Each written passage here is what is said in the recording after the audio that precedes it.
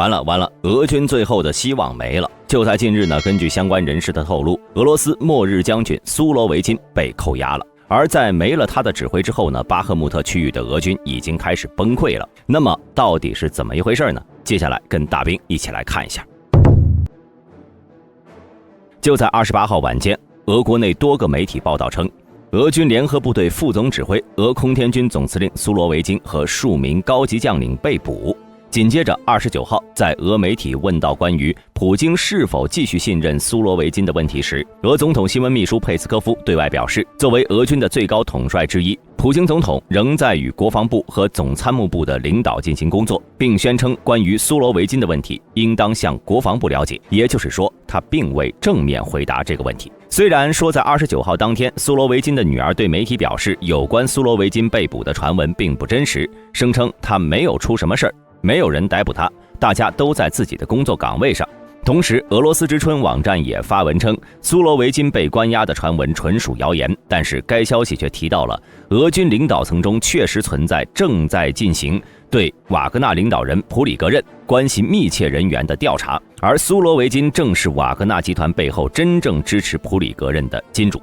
另外呢，需要注意的是，自从23号深夜突发的兵变事件不久，俄国防部虽然发布了一段有关苏罗维金讲话的视频，他在视频中呢呼吁瓦格纳的士兵和指挥官服从俄总统的命令，并以和平的方式解决问题。但是在那个视频以后呢，苏罗维金就一直没有在公开场合露面了。与此同时，乌境内的俄军也有消息传出，说苏罗维金的警卫向外透露，已经3天没有看到他本人了。这一切的信息都隐约验证了苏罗维金确实被扣押了，这不仅让人有些唏嘘啊。在去年10月到今年1月期间，苏罗维金曾出任了俄军联合部队总指挥，后来虽然被格拉西莫夫所取代，但依然是副总指挥之一。可以说，俄军目前所取得的战果与其有着密不可分的关系。要知道，当时苏罗维金一上任就立刻改变了以往的战略战术，想出了更阴损的办法，就是大规模打击乌境内的能源基础设施，瘫痪乌克兰的水电网。这也导致那时的乌军较为被动，围攻巴赫穆特更是消耗了乌军大量的有生力量。因此，苏罗维金算是俄军众多指挥官中在俄乌战争期间表现最好的将领了。一上任就参透了当时俄乌战争的实际情况，并采用了土地换取时间的战略，也就是在当时已经占领的乌克兰领土上大量挖掘战壕，并安置众多的地雷，以此拖缓乌军反攻的进度，主打的就是一个防御反击。比如说之前所说的扎波罗热6道防线、地雷阵，那都是苏罗维金上任后进行的举措，因为他很清楚地认识到俄军已经没能力和兵力再进行大规模的进攻了。结果打着打着，表现最好的苏罗维金不仅被撤了职，现金甚至还被扣押了。与之相比，一直进行迷之操作的绍伊古反而在近日被普京进行了嘉奖。好家伙，这国防部长的位置那是真稳啊，简直就像焊在上面了一样。然而骚操作是要付出代价的，这不，没了苏罗维金的指挥和瓦格纳之后，巴赫穆特区域的俄军已经要坚持不住了。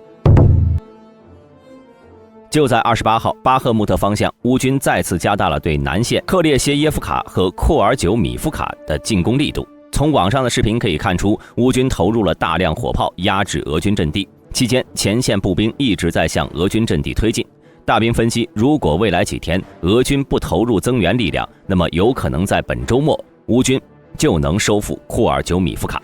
而在更南面呢，乌军已经穿过运河，并在运河东侧建立了桥头堡，打开了巴赫穆特的南大门。至于巴赫穆特北线方向呢，乌军在盐矿城以北和巴赫穆特以北的多个区域同时发动了不同规模的进攻行动，想要找出当地俄军的防线薄弱点，并分散俄军的兵力部署。一旦形成突破点，乌军可能会集中兵力实施快速突破。预计本周末北线的战斗也会有所变化。与此同时，在6月29号，乌军指挥官丹尼斯·亚罗斯拉夫斯基称，巴赫穆特已经完全被乌军从空中控制，市区内的俄军正在从北部街道进行撤退。丹尼斯还说，乌军正在努力控制克里什奇夫卡和比尔西夫卡以及其城市附近的战略高地，占领后巴赫穆特就会被纳入作战包围圈。另外呢，在该区域作战的一名乌军冲锋队队员奥斯曼还报告说，乌军已经接近完全控制巴赫穆特第一阶段的尾声了。综上所述一旦这2个区域被乌军收复，那么巴赫穆特区域的俄军就会从之前的包围乌军变成被乌军包围，所以留给他们撤退的时间也不多了。此外呢，这次乌军夺取的一部分制空权也算是一大突破。毕竟在战争之初，乌空军只能依靠仅有的100架米格29与俄空军周旋。陆续战损后，虽然波兰、捷克斯洛伐克等国援助了一批米格29和苏25，但是依然无法正面和俄空军相抗衡，只能依靠防空系统以地制空。因此俄空军掌握着绝对的制空权，导致乌军丧失了很多本来有机会获胜的局面。另外呢，由于此前没有空中掩护，只能依靠地面装备，导致乌军难以完成有效、低成本、快速的反攻。西方国家援助的挑战者坦克也好，豹2 A6 也好， M1A1 也好，都很难发挥最佳效能，也不敢贸然突进，甚至乌军地面部队都不敢在前线进行集结，因为一旦集结就会面临俄空军和导弹的轰炸，使得乌军打地面战只能靠死守和袭击俄军补给线。但切断俄军补给线这种事情呢，成功率并不是很高，而且要冒着很大的风险，这也是乌军至今迟迟没有进行大反攻的主要原因。此外呢，由于之前没有制空权，使得俄军能尽情地发挥自己的炮兵优势，大量的炮兵和炮弹向前压。还有就是由于没有空军支援，乌军将很难攻破俄军的防御工事。俄军主力近半年之所以没动静，其实呢就是在拼命地挖掘防御工事，里3层外3层，到处都是大纵深工事，在前沿俄军地雷阵甚至连绵上千米，没有空中掩护，乌军反攻部队就会被困在俄军的地雷阵当中，遭到俄军空军和炮兵的毁灭性打击。如果乌军能够掌握制空权，俄军炮兵集群就必须分散，再也无法大规模集结了。俄空军也不敢肆无忌惮地对乌境内进行空中打击，同时乌空军还能面对俄军地面高价值军事目标进行精确打击。因此掌握制空权对乌军来说是非常重要的。而根据乌克兰武装部队总参谋部在29号的报道，过去的一天，俄军损失了680名士兵以及2辆坦克、27套火炮系统、1架战机和14架战术无人机等装备。乌国防部副部长马里亚尔称，乌军分别在别尔江斯克、克里什季夫卡和库尔久米夫卡方向推进了 1.3 公里、1.2 公里和 1.5 公里。同时发言人还宣称已经取得了巴赫穆特地区的战略主动权。此外呢，在巴赫穆特轴线，乌军正沿着扎利兹尼扬斯凯附近的 M03 前进，距离索莱达尔已经不远了。随着乌军坦克在前线的部署，俄军在巴赫穆特南北两翼的压力也越来越大。不仅如此，除了巴赫穆特区域，乌军在其他战线也取得了很大进展。根据双方前线最新的消息和视频验证，从28号下午开始，乌军在大诺沃希尔卡区域又发动了一轮新的攻势。一支从利沃皮里村出发的乌军正在向南攻打普里尤特涅，而从涅瓦德涅也有一支乌军部队向东攻打普里尤特涅的俄军阵地。按照当天的战斗激烈程度以及乌军投入的火力支援分析，这2天乌军应该就能完全控制普里尤特涅。而在东侧区域，乌军呢也是兵分2路，进攻乌洛然涅以及周边区域的俄军防线。根据俄军的消息，虽然宣称击退了乌军多轮进攻，但是表示乌军火力很猛，有点撑不住了。然后就是扎波罗热南线的派特科哈特。28号下午，乌军出动了约1个连的兵力和装甲车，在火炮支援下继续向西攻打俄军阵地。只不过进攻的效果呢，暂时还不清楚。而在博罗季涅方向，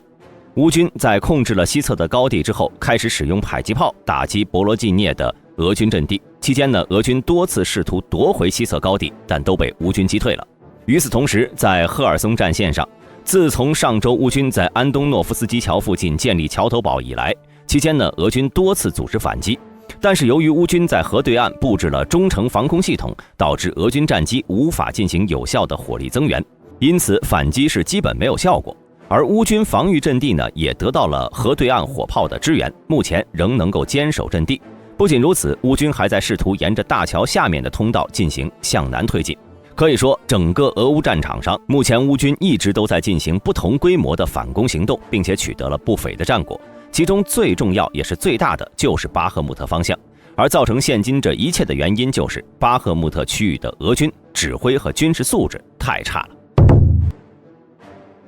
近期呢，一名来自第1486团的俄军士兵在网上发布了一个视频。该团呢，就是5月底接替了瓦格纳的部队之一。内容中呢，他指责俄军的上级指挥官们将他们像炮灰一样扔进了巴赫穆特。经过大兵的一系列翻译具体内容如下：我们属于列宁格勒1486团，几乎没有接受过任何军事训练，就被扔到这里，在巴赫穆特送死。今天是来到这里的第2天。我们经常受到火炮和无人机的攻击，装备方面我们只拿到了1把突击步枪和4个弹夹，其他弹药都是自己在战场上找到的。我们被动员起来，像炮灰一样被投入战斗。很多人从前线返回，他们说他们被派去分散炮火，指挥部的军官们都不知道自己在做什么，没有人知道任何事情，只知道去那里冲锋，冲到枪林弹雨中去送死。瓦格纳在这里时很平静，因为他们了解自己的工作。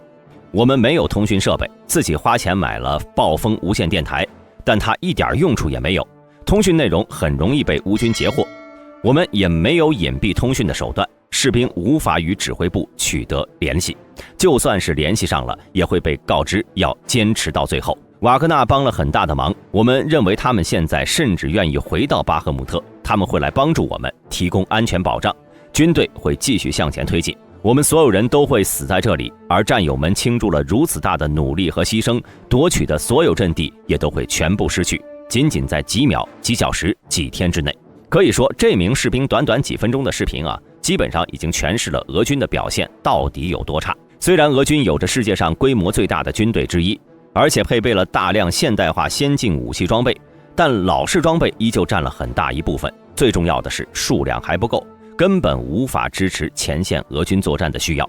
同时，新兵的训练严重不足，再加上指挥官一系列的迷之操作和俄军当中大量存在的腐败现象，就比如此前曾出现俄军士兵以超低价售卖给乌军武器装备的现象，使得新兵们在俄乌前线根本没有多少战斗力。